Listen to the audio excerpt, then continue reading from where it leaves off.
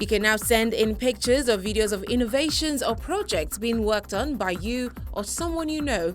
All you need to do is download the Channels TV mobile app, launch and tap the menu on the top left, click on the Eyewitness section.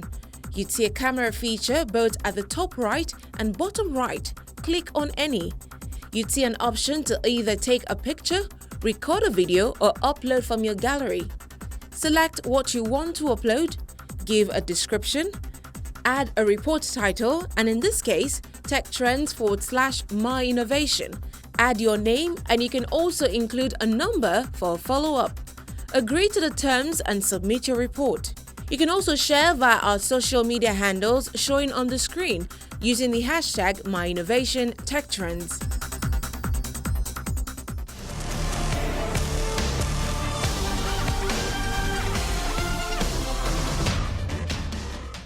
My guest on the show is Remy Afon, President Cybersecurity Expert Association of Nigeria.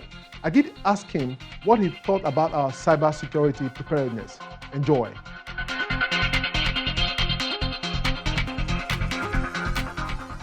Talking about preparedness, no country can claim to be 100% prepared in terms of cybersecurity. But it's worthy of note to say that we need to have some things in place to show some level of preparedness, to ensure that we are resilient. And in terms of that, to answer your question, we are not really prepared to that level. It's been over a year we had this conversation last. From that time till now, what has changed in the cybersecurity space? Cybersecurity, in terms of cyber attacks, have increased in volume. And the attack is becoming more ferocious. And we've recorded a lot of data breaches. A lot of organizations have recorded data breaches. Unfortunately, in Nigeria, we don't have, people don't disclose whenever they get breached. But in terms of global reporting, we discovered that a lot of organizations have been hit badly in terms of cyber attacks. Now, one of the trends that is happening today is that more Nigerians are going online using digital products. Are you afraid in any way about their safety? Yeah, basically because a lot of people are moving online, and just as of January, about 174 million active users. We have about 174 active mobile users according to data released by NCC. That's to tell you a lot of people are using their mobile phone to go online, go on social media, do some transactions, but because there is a need for people to have some kind of level of protection in place to ensure that what they share, especially on social media, they share with care, which a lot of people are not doing. You discover that these days there are so many online cyberbullying taking place. When people post something online, you see a lot of people come critically against them. We've seen cases whereby people even commit suicide based on the kind of attack they get in terms of cyberbullying, the way they get bullied online. So I'm really worried because a lot of people are putting their personal information online. A lot of people are putting their personal data online, and there's no law that protects them in this country. That brings us to the issue of data privacy. How important is it? It is very important and very essential that the government enact that law as a matter of urgency. And I know that the National Assembly have started doing some work in that regard. Unfortunately, for the past 4 years, nothing has been done in terms of, allowing it to come into fruition. So I hope that the new set of lawmakers that are coming in by May, they are going to take it as a matter of priority and ensure that we have a data protection law in this country to protect the Nigerian citizens in terms of their personal data. Now you're conversing for a data privacy law, but we have the cybercrime law, and we have some organizations pushing for the digital rights bill. Don't you think that we just need one comprehensive law to deal with all these issues? We don't have too much of this law. The more, the better, to be honest, because they serve different purposes.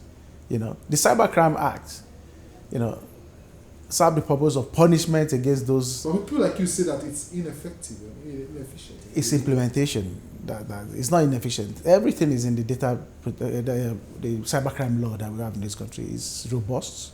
They have still there are some kind of loopholes there that need to be done. But law is a continuous process. Regulation is a continuous exercise because cybersecurity is dynamic.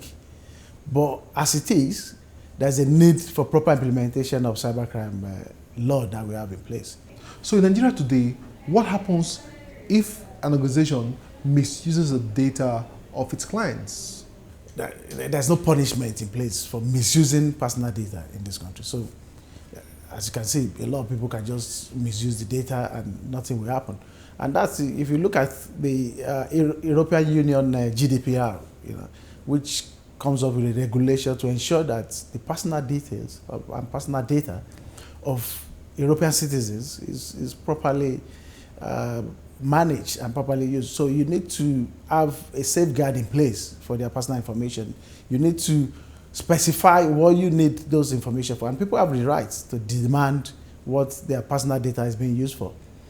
So in Nigeria we need that kind of law in place, not really copying exactly what the GDPR has got, but for any data, any organization that stores, process and transmits personal data, they must be responsible for those data they store. And the individuals that owns those data must know what that organization are using the data they process for.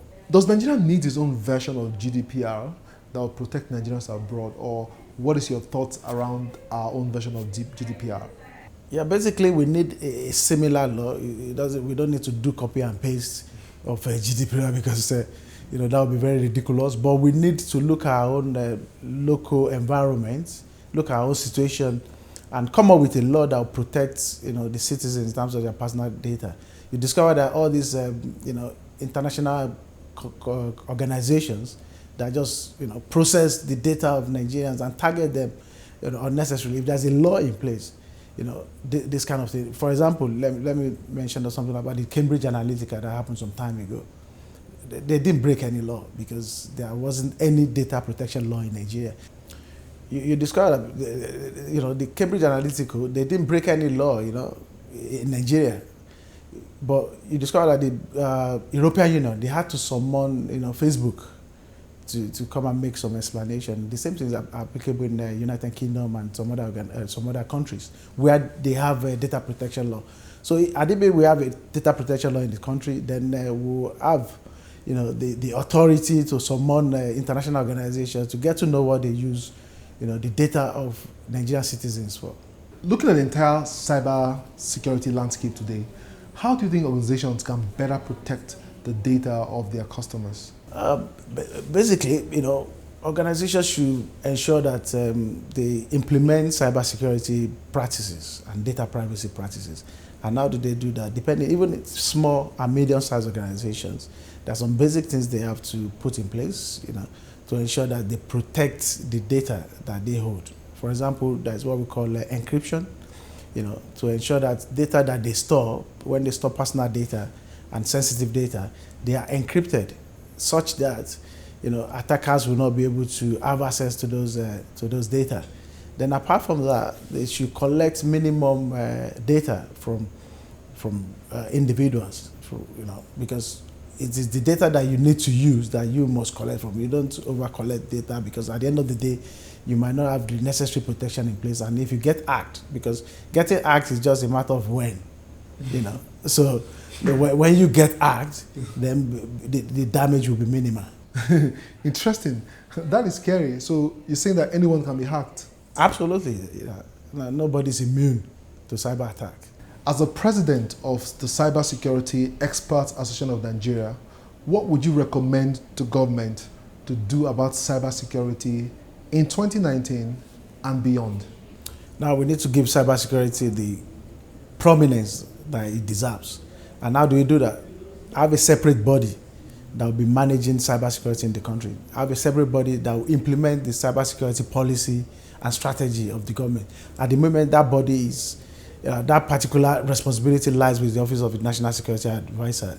But I believe a separate organization will be able to do that more better. So there's a need to have a separate body called, we can name it anything, but in the form of a National Cybersecurity Center that will be responsible for that task. So having said that, we need to ensure that when such body is established, we have professionals and experts to be saddled with that responsibility of manning that particular center as is obtainable in other parts of the world. Thank you, Bello. We wish you all the best. Thank you very much.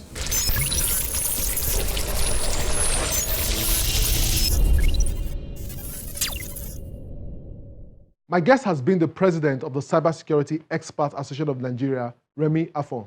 You know, sometimes I get a bit worried because I don't think a number of us realize how much we're exposing ourselves online going by the various things we share. My advice to you is simply this: limit what you share on social media and change your password frequently. And for the government, I would say it is time for a more robust, independent, and well-funded National Cybersecurity Response Center. Because a journey into the dark web will reveal a lot how much money cyber criminals are spending in order to get better at their game. No thanks to cryptocurrencies. It's a wrap on this edition of the show, but the conversation continues online. Join us on social media. Remember, you can watch the entire show on the channel's TV YouTube account or by checking out cfablog.ng. For Tech Trends, I'm Chukwemeka Agbata.